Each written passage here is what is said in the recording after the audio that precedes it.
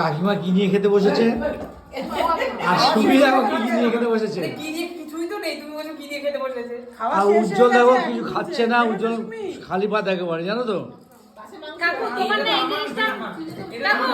তোমার এই জিনিসটা কিন্তু খুব খারাপ। তুমি কি না কাকিমা খেতে বসে তুমি বড্ড নজর দাও। বন্ধুরা তোমরা বলো আমি কাউকে নজর দিই, আমি তো সবাইকে খাওয়ার জন্যই বলি। না না, তুমি ভীষণ ডিস্টার্ব করো কাকিমাকে। নিজে খাও না, কাকিমাকে খেতে দাও না।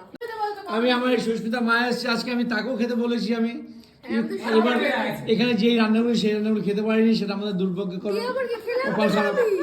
তা যাই হোক, আমরা যেদিন কাকুর ফ্ল্যাটে গেলাম না দমদমে, ওই দিন কাকু আমাদের কিন্তু অ্যারেঞ্জমেন্ট যা করেছিল, আমরা কিছু খেতে পারিনি কাকুর নজর দেওয়ার জন্য। আমরা 4 জন লোক বলেছিলাম 7 কিলো মটন খাবো, 4 জন লোক এনেছিল, কিন্তু ওই যে নজর দিয়েছে মটন নুনে খাবে কি। 4 জন 7 কিলো? কাকু এরা কি মানুষ না দেবতা? কাকু করে কি হয়েছে, কাকু করে মটন রান্না করেছে, ঠিক আছে, মটন খেয়ে ছিটকে উঠে জল উঠছে, নুনে পুরো পোড়া। নুনে পোড়া? কে রান্না করেছিল? কাকু রান্না করেনি, এটা কাকুর দোষ না, এক বড় ব্লগার।